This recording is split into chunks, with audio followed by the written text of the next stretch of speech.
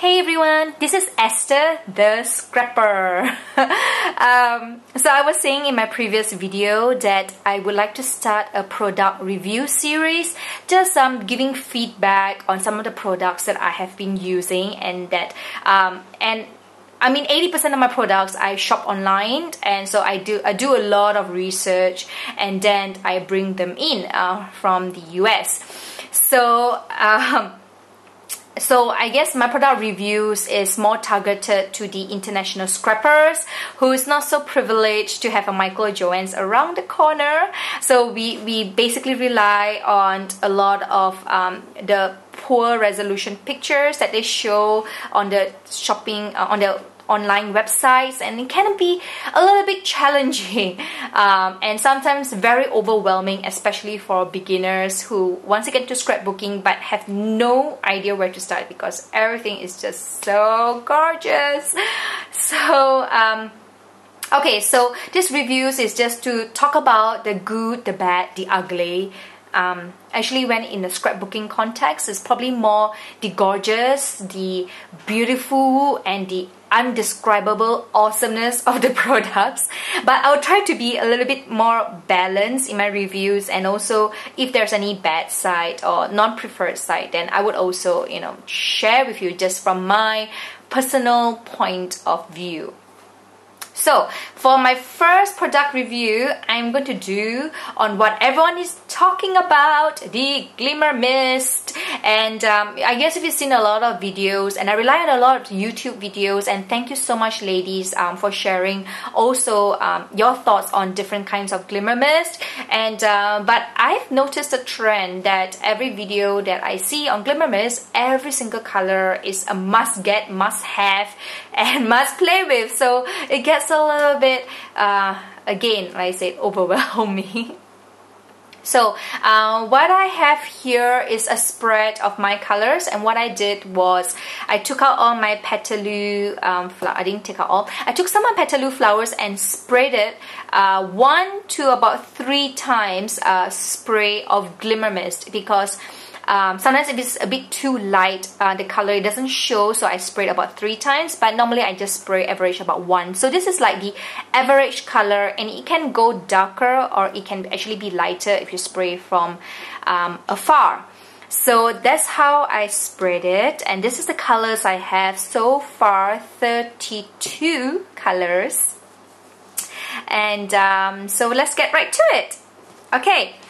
So I have the range of, I try to put them in the similar color tones. So my first row is my range of pinks that I have. I love pinks, so I have quite a variety of pinks.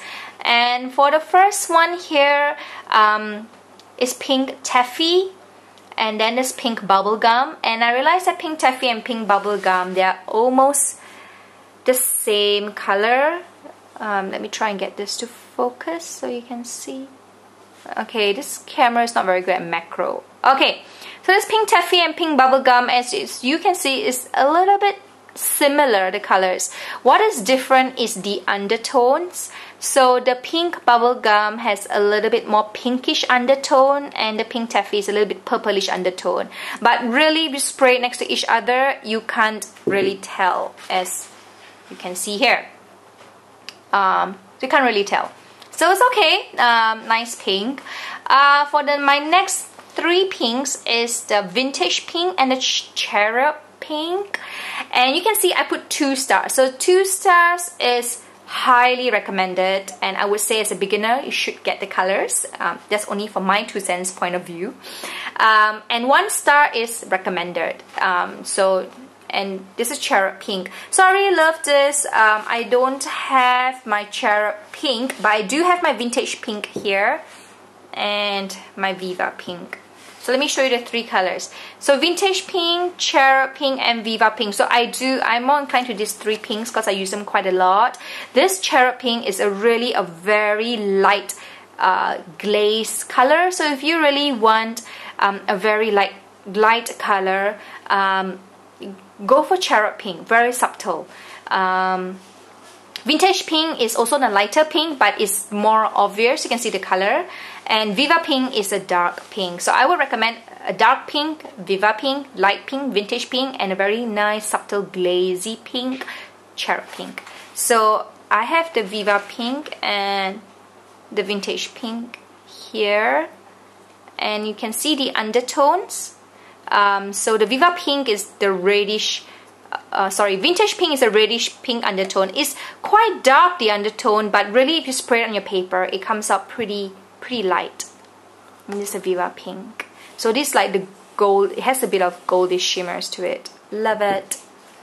Okay, the next one is the purple hues. This is Creme de Rogue and Tattered Rose. So on the camera it looks pretty similar, but really Creme de Rogue is a bit on the darker hue, and Tattered Rose is really, again, a very subtle hue. So Cherry Pink and Tattered Rose both are really light and subtle hues if you spray it across your paper, but Tattered Rose, even though it's very light, is super shimmery, and that's why I gave it a star. Creme de Rogue, I really do like this color as well, but I don't really work much with purples, so that is why I, no star, but a really lovely color, I have to say. Okay, and then my two hot red colors is Black Cherry, Red Velvet. I give Red Velvet a star because when you paint it on a rose, and this is the two colors I painted on a rose just to show you a comparison, and okay, I don't know why the camera is showing that it's almost similar color, but it's not, because Black Cherry is more purplish and Red Velvet is really a deep dark red. And when you paint it on a rose, it looks so velvety, it's like those Victoria's Secret lingerie. I love this color. Okay, the next one is the peach tones. So I love Perfect Peach, that's why it gets 2 stars. So because of Perfect Peach, I started getting into peaches and started finding other peach Glimmer Mist colors online.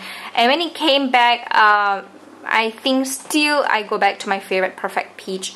The Coral Reef, you can see it's almost a similar color, but if you see it on a Glimmer Mist and also if you spray it across the paper, a Coral Reef is definitely a much brighter hue peach to it, and Perfect Peach is a more pastely, earthly color. So you can see the undertones there.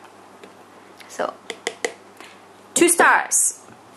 Okay, the Golden Terracotta. Okay, let me show you the 3 actually.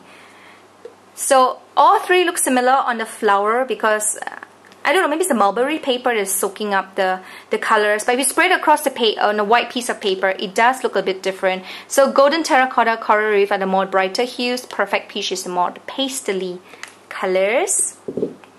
And then you have the Sun-Kissed Peach, and I wasn't very much into this color. If you spray it on a flower like this, it looks pretty fine, but if you spray it across the paper, it has this very murky reddish gold undertones to it, which I don't quite like it because it looks kind of messy, and yeah, so it's not really my cup of tea. But there you have it, Sun-Kissed Peach. So this is peach tones.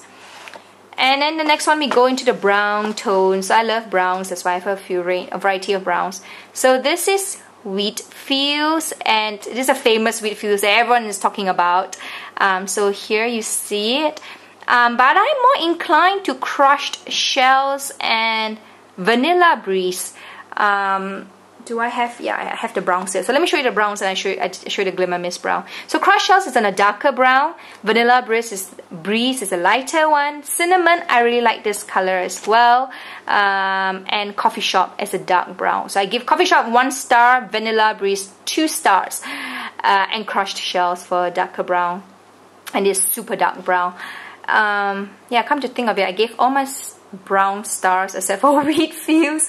Not to say that it's not nice, I do like it, but it's more of a greenish undertone. It's like, for me, my preference, I prefer not old paper. I prefer antique linen distress ink compared to old paper, because old paper has a greenish undertone and antique linen is more on the browner side. So I prefer antique linen. So that's just my preference and point of view. But let me show you the browns here. So can you see? Let it get to focus. Focus. Sesame. Yikes. Okay.